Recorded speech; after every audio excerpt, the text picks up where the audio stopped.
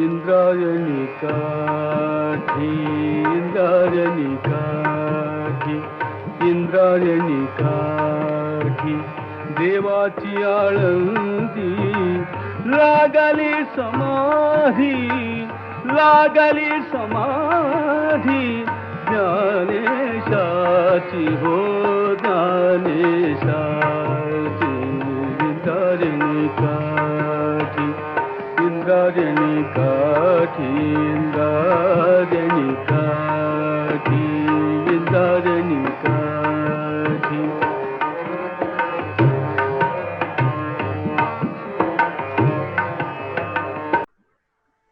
अच्छा, ये अभंग जो है ये वापस गदिमा का लिखा हुआ है। मेरे ख्याल से गुड़ाचा गणपति ऐसा कोई मूवी का सॉन्ग है लगता है। बहुत ही प्यारा है और बहुत ही गहरा सॉन्ग है। ये ज्ञानेश्वर महाराज की जो समाधि है आळंदी में, उसके ऊपर रचा गया हुआ यह अभंग है। समाधि का इंपॉर्टेंस क्या होता है और उसका जो असर है वो पूरे पीढ़ी दर पीढ़ी कैसे उसका असर होता है, उसको बयान करता हुआ ये सॉन्ग है। तो पहले चरण में बोलते हैं, इंद्रायणी काठी देवाची आळंदी लागली समाधि ज्ञानेशाची। जो इंद्रायण का तट है, किनारा है, वहां पे ज्ञानेश्वर देव की आळंदी है और वहां पे ज्ञानेश्वर महाराज की समाधि हुई है। वो परम पावन स्थान के बारे में पहले तो बयान करते हैं कि और वो संजीवन समाधि है, वो कोई साधारण समाधि नहीं है। एक बच्चा मतलब 13वें साल में भगवत गीता पे कमेंट्री लिखता है और 19वें साल तक वो उसको पूरा करता है और फिर दुनिया के सामने सशरीर मतलब समाधिस्थ हो जाता है। तो ये कोई साधारण घटना नहीं है। बहुत ही युगों युगों में ऐसा एक हाथ कोई घटना होती है सबसे पहले तो, और उसका इंपॉर्टेंस को बयान करते हुए गदिमा ने इस गीत की रचना की है। इंद्रायणी काठी देवाची आळंदी लागली समाधी ज्ञानेशाची। ज्ञानियांचा राजा भोगतो राणीवर, ज्ञानियांचा राजा, ज्ञानियांचा राजा, ज्ञानियांचा राजा, ज्ञानियांचा राजा, राजा ज्ञानियांचा राजा भोगतो राणीवर, नाचती वैष्णव, नाचती वैष्णव, वैष्णव नाचती वैष्णव, नाचती वैष्णव, नाचती वैष्णव, नाचती वैष्णव, नाचती वैष्णव, नाचती वैष्णव, मागे पुढे इंद्रायणी काठी, इंद्रायणी काठी. ज्ञानियाचा राजा भोगतो राणियों। जैसे देखो अभी अगर कोई इंसान कपल्लक है, भिखारी है, बहुत ही निर्धन है, तो वो उसके जीवन में जो स्त्री आएगी वो भी उतनी ही निर्धन होगी। अगर ये भिखारी है तो भिखारन होगी, क्योंकि इंसान के हैसियत देकर के ही शादियां होती हैं। तो यहाँ पे ज्ञानेश्वर महाराज जो है वो ज्ञान का राजा है, ऐसा करके गदिमा उनकी व्याख्या कर रहे हैं। ज्ञान सूर्य का राजा है, तो फिर रानी भी उसी कोटि की होगी ना। तो इसलिए बोल रहे हैं कि ज्ञानियाचा राजा भोगतो राणियों। तो वो जो भोगने वाला रानी है, वो जो रानी को भोगेगा वो भी कोई साधारण, क्योंकि एक राजा को कोई राजकन्या से ही उसके विवाह होगी ना। राजकुमारी से ही उसका विवाह होगा। तो यहाँ पे राजकुमारी कौन है? तो बोले वो समाधि है। वो जो समाधि का आनंद है ना, बोले वो रानी है, और वो सुख को भोगने वाला है ये ज्ञान का राजा। ज्ञानियाचा राजा भोगतो रानी वो, नाचती वैष्णव मागे पुड़े। और वो जो आनंद वो अनुभव कर रहा है, वो रानी से जुड़ के, वो समाधि से जुड़ के, वो इतना अमाप है जिसकी कोई सीमा नहीं है। और जो लोग उसके संपर्क में आए हैं, जो लोग वो समाधि से जुड़े हैं, जो लोग ज्ञानेश्वर महाराज से जुड़े हैं, और वो नाच रहे हैं क्योंकि ये खुद इतने आनंद मग्न हो चुके हैं समाधि में, तो उसके कुछ छींटे इन पे पड़े हैं। ये जो वैष्णव है, जो उनको मानते हैं, जो उनको अपना सब कुछ मानते हैं, ज्ञानेश्वर महाराज को अपना गुरु मानते हैं, स्वामी मानते हैं, और जो लोग उनसे बेइंतहा मोहब्बत करते हैं, तो उनके ऊपर वो समाधि का आनंद का कुछ छींटे ये वैष्णव लोगों पे पड़ा है और वो नाच रहे हैं। ऐसा करके गदिमा उनकी व्याख्या कर रहे हैं। तो फिर ज्ञानेश्वर महाराज जो आनंद भोग रहे होंगे वो किस लेवल का होगा, हम लोग जस्ट कल्पना कर सकते हैं। केवल उनके छींटे मात्र से ये झूम उठे हैं उनके भक्तगण, उनके जो लोग उनके अनुयायी हैं, जो लोग उनको मानते हैं ज्ञानेश्वर महाराज को। ज्ञानियाचा राजा भोगतो राणीव, नाचती वैष्णव मागे पुड़े। तो वो जो वैष्णव, जो लोग ज्ञानेश्वर महाराज से जुड़े हैं, वो नाच रहे हैं। समाधि में वो गए हैं, लेकिन ये नाच रहे हैं क्योंकि उनके कुछ छींटे जो है ना इन तक पहुंचे हुए हैं, वो समाधि आनंद का। तो ये नाच रहे हैं, ये झूम रहे हैं, एक जल्लोष मना रहे हैं। मागे पुढे दाटे ज्ञानाचा उजेड, मागे पुढे दाटे हो, मागे पुढे दाटे ज्ञानाचा उजेड, मागे पुढे दाटे ज्ञानाचा उजेड, मागे पुढे दाटे ज्ञानाचा उजेड, मागे पुढे दाटे ज्ञानाचा उजेड। अंगणात झाड, अंगणात झाड, अंगणात झाड, कैवल्याच कैवल्याच, इंद्रायणी काठी, इंद्रायणी काठी, इंद्रायणी काठी। मागे पुढे दाटे ज्ञानाचा उजेड। अब देखो वर्ड्स को कितना संभल के बोला है गदिमा ने। मागे पुढे दाटे ज्ञानाचा उजेड। अच्छा, ये मागे पुढे क्या है? मागे पुढे यानी जब ज्ञानेश्वर महाराज समाधिस्थ हो रहे थे, या फिर वो काल जब वो ज्ञानेश्वरी की रचना कर रहे थे, या फिर जब वो रोशनी बांट रहे थे, तो उनके सामने जो जनरेशन खड़ी थी वो मागे, वो पिछला जनरेशन। और पुढे मतलब वो जब उन्होंने समाधि ले ली, और उसके बाद जब वो ग्रंथ मतलब उनका स्वरूप बनकर के आज सारी दुनिया के सामने खड़ा है, वो जो रोशनी दे रहा है वो पुढे। इस तरह से लेना होगा उसको। मागे पुढे ज्ञानाचा उजेड। तो वो जो ज्ञान का प्रकाश है ना, वो जब थे तो वो जनरेशन को भी उन्होंने वो प्रकाश दिया, और वो जाने के बाद भी ग्रंथ के रूप में आज भी आने वाले कहीं कहीं युगों तक वो जो ग्रंथ है ज्ञानेश्वरी, वो प्रकाश बांटता रहेगा। इसलिए वो कह रहे हैं कि मागे पुढे दाटे ज्ञानाचा उजेड, अंगणात जाड कैवल्याचे। अच्छा, अब ये वर्ड का क्या मायना है? अंगणात जाड कैवल्याचे, क्योंकि ऐसा माना गया है कि कोई अगर उस कोटि का सिद्ध पुरुष किसी वंश में पैदा होता है तो उसके 21 पीढ़ियां तर जाती हैं। उसके माँ, पिताजी, दादा, परदादा, परदादा का परदादा, ऐसा 21 पीढ़ी जो उससे पहले हो चुके हैं, वो जिस वंश में पैदा होता है, तो वो झाड़ है, वो वंश का झाड़ है जो फलता फूलता है, कैवल्य का झाड़ है वो, मतलब 21 पीढ़ियां तर जाती हैं। तो शायद वो माइंड में रख करके उन्होंने बोला है कि मागे पुढे दाटे ज्ञानाचा उजेड, अंगणात झाड कैवल्याचे। वो जो कैवल्य का झाड़ है वो 21 पीढ़ी तर जाती है। तो ज्ञानेश्वर महाराज सिर्फ खुद नहीं तरे, बल्कि उनके वंश के सारे लोगों को, कहीं पीढ़ियों को तार दिया उन्होंने। उजड़ी रही, उजड़ी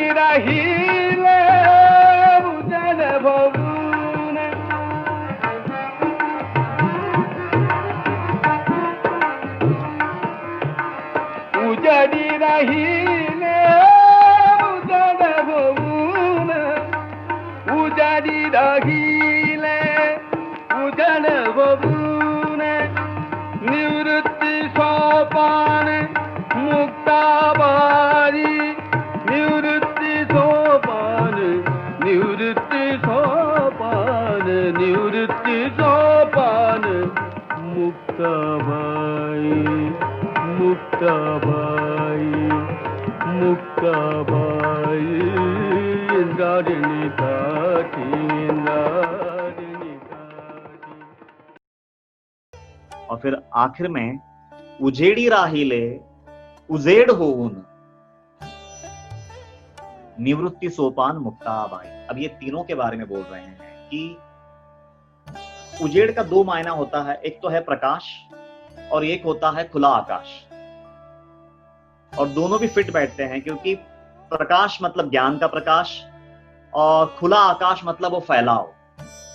क्योंकि ये तीनों भाई भी, क्योंकि उनके अनुयायी थे, वो बिल्कुल ज्ञानेश्वर महाराज से मुतासिर थे, एक तरह से उनका हृदय थे। तो जो मकाम ज्ञानेश्वर महाराज को उपलब्ध हुआ वो ये तीनों को भी उपलब्ध हुआ। जैसे ज्ञानेश्वर महाराज मतलब पूरे अखंड आकाश में, मतलब जैसे उनकी चेतना विस्तृत हो गई थी प्रकाश के साथ, वैसे ही ये तीनों भी निवृत्ति सोपान और मुक्ताबाई ये लोग भी उसी मकाम को हासिल हुए। तो एक अगर कुटुंब में कोई एक ऐसा सिद्ध पुरुष, कोई ब्रह्म ज्ञानी अगर कोई आ जाता है तो वो उसके न जाने 21 पीढ़ियों को तो तार देता है, आने वाले युगों को भी न जाने कितनों के लिए वो प्रकाश का स्रोत बन जाता है। तो ये बताने का प्रयास है गदिमा का। समाधि का इंपॉर्टेंस क्या होता है वो बताने का प्रयास है। देखो ना, उजेड़ी राहिले उजेड़ होऊन, ये देह गिर गया, प्रकाश प्रकाश से मिल गया, आकाश आकाश से मिल गया और वो फैलाव को उपलब्ध हो गए और वो खुद तो उपलब्ध हो गए और वो इनको भी वही मकाम हासिल करवा दिया। वो भाइयों को, बहन को, वो उनसे कम नहीं थे। मतलब कहते हैं ना कि जैसा संग वैसा रंग। जिन्होंने जीवन भर वो रोशनी में, मतलब जिनको मिली, उनका सानिध्य मिला, वो पीछे कैसे रह सकते थे। और वो हम लोगों का, उनका गाथा भी हमको मालूम है। वो तीनों भी कोई साधारण नहीं थे, वो भी वही मकाम को उपलब्ध हुए।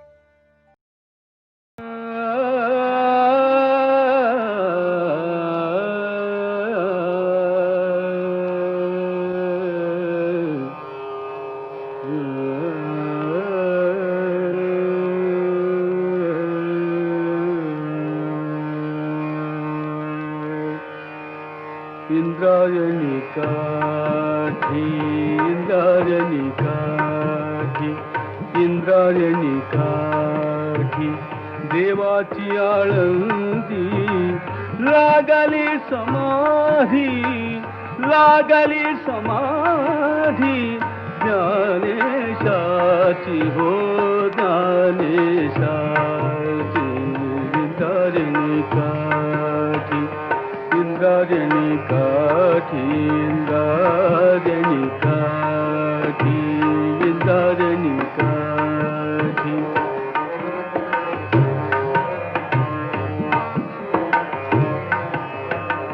ज्ञानी अंतराजा भोगतो राणीव ज्ञानी अंतराजा ज्ञानी अंतराजा ज्ञानी अंतराजा ज्ञानी अंतराजा ज्ञानी अंतराजा भोगतो राणीव नाथति वैष्णव नाथति वैष्णव वैष्णव नाथति वैष्णव नाथति वैष्णव नाथति वैष्णव नाथति वैष्णव नाथति वैष्णव नाथति वैष्णव मागे पुढे इंद्रायणी काठी इंद्रायणी काठी देवाची आळंदी लागली समाधी ज्ञानेशाची हो ज्ञानेशाची इंद्रायणी काठी इंद्रायणी काठी इंद्रायणी काठी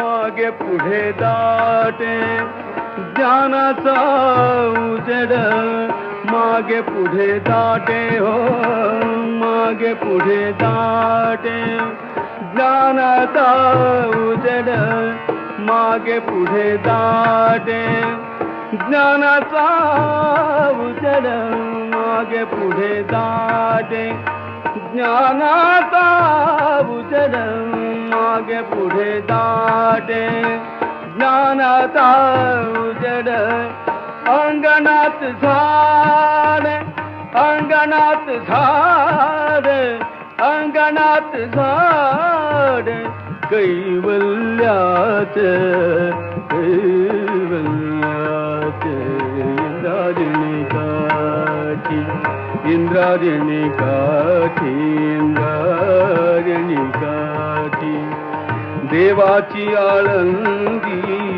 लागली समाधी ज्ञानेशाची हो ज्ञानेशाची इंद्रायणी काठी इंद्रायणी काठी इंद्रायणी काठी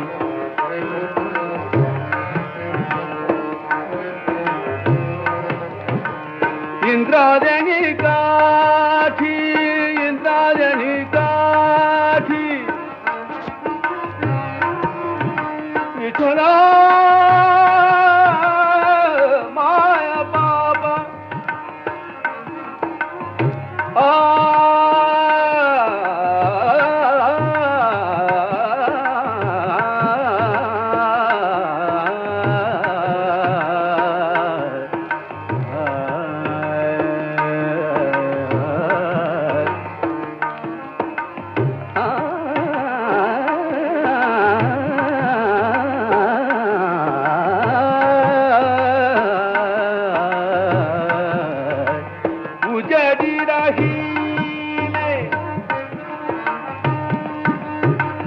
उजडी राहिले उजड भरून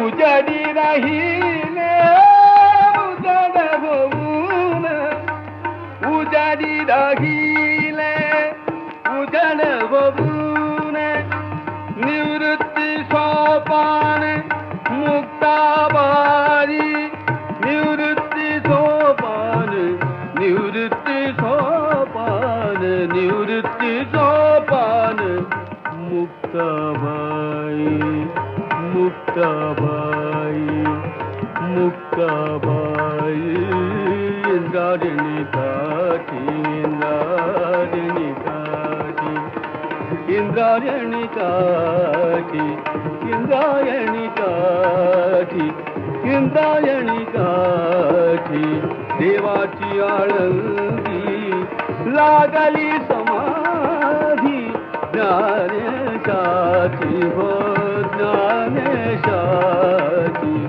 इंद्रायणी काठी इंद्रायणी काठी इंद्रायणी